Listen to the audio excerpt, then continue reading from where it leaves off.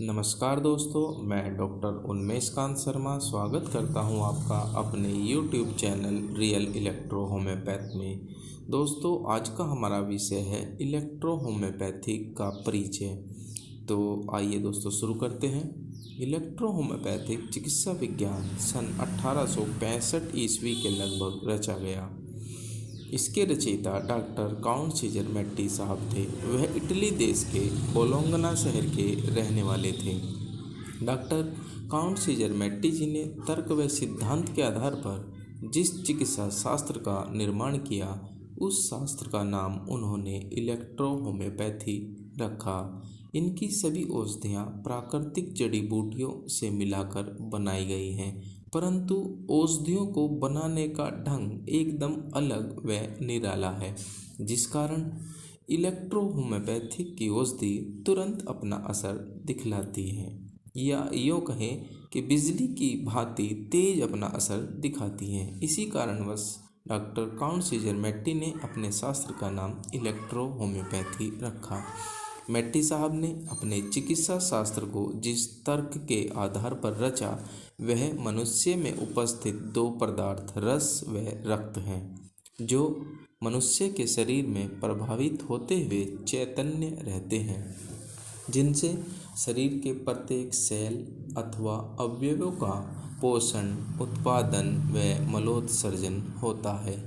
इनमें से किसी एक या दोनों के दूषित हो जाने पर शरीर में रोग उत्पन्न हो जाते हैं, अर्थात जब तक यह दोनों पदार्थ शुद्ध हैं, तब तक कोई भी बीमारी नहीं हो सकती। इसी तर्क के आधार पर मेट्टी साहब ने औषधियों के दो समूह तैयार किए। पहला समूह तो रस अर्थात कफ को तथा दूसरा समूह रक्त अर्थात ब्लड को शुद्ध करता है। इन औषधियों के द्वारा रस और रक्त पूर्णतः शुद्ध होने के बाद हर प्रकार का रोग, चाहे वह नया हो या पुराना, पूर्ण रूप से ठीक हो सकते हैं। धैर्य व समझबूझ के साथ इस चिकित्सा शास्त्र की सहायता से हर वह रोग जो अन्य चिकित्सा विज्ञानियों ने असाध्य कहकर छोड़ दिए हों, वह सभी रोग इस चिकित्सा विज्ञान के माध्यम से ठीक किए जा सकते हैं।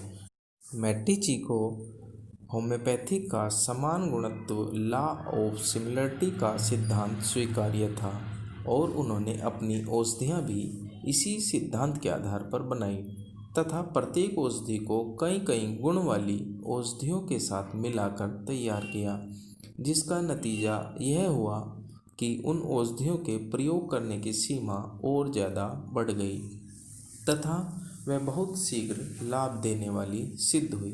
इसी कारण मेट्टी साहब ने अपने चिकित्सा शास्त्र में इलेक्ट्रो शब्द का प्रयोग किया, जिससे यह प्रतीत होता है कि उनकी औषधि बिजली की भांति बहुत तेजी से अपना गुण दिखाती हैं, और होम्योपैथिक शब्द शास्त्र के सिद्धांत के ऊपर निर्भर होने के कारण प्रयोग में लाया गया। मेट्टी साहब ने यह महसूस किया कि वनस्पति वर्ग में इलेक्ट्रिक पावर मौजूद है, जो उन्हें सूर्य, आकाश, हवा, पानी, वर्षा तथा आकर्षण शक्ति के द्वारा प्राप्त होती है। अतः जीर्ण रोग को ठीक करने के लिए वनस्पति वर्ग से पौधों के एसेंस मिलाकर कोहेबेशन मेथड के द्वारा इलेक्ट्रो होम्योपैथिक औषधियाँ तैयार की। मेट्टी साहब ने बताया कि मनुष्य के शरीर में रस और रक्त का सुचारू रूप से होना ही अति आवश्यक है। जब रस और रक्त सही तरीके से शरीर में प्रभावित होगा, तभी मनुष्य स्वस्थ रह सकेगा, अन्यथा शरीर में रोग उत्पन्न हो जाएंगे, और जब शरीर में रोग उत्पन्न हो जाते हैं तो उसका प्रभाव लगभग पूरे शरीर पर कुछ ना कुछ पड़ता है। अगर उचित चिकित्सा न की जाए तो शरीर में रोग उत्पन्न हो जाते हैं और बहुत गहराई तक अपनी जड़ें जमा लेते हैं तथा मनुष्य की आदि शक्ति या इम्यूनिटी पावर को कमज़ोर कर देते हैं, जिस कारण मनुष्य को अन्य रोग भी घेर लेते हैं। मेट्टी साहब ने इन्हीं बातों को ध्यान में रखते हुए इलेक्ट्रो होम्योपैथिक की औषधियों का निर्माण किया। तो ये था इलेक्ट्रो होम्योपैथिक के बारे में संक्षिप्त परिचय। आगे आने वाली वीडियो में हम और भी चर्चा करेंगे, जिसमें इलेक्ट्रो होम्योपैथिक की औषधियों के बारे में हम विस्तार से चर्चा करेंगे। तो अगर आपने चैनल को लाइक और सब्सक्राइब नहीं किया है तो दोस्तों आप लाइक और सब्सक्राइब करें और दोस्तों के साथ शेयर करना ना भूलें। धन्यवाद।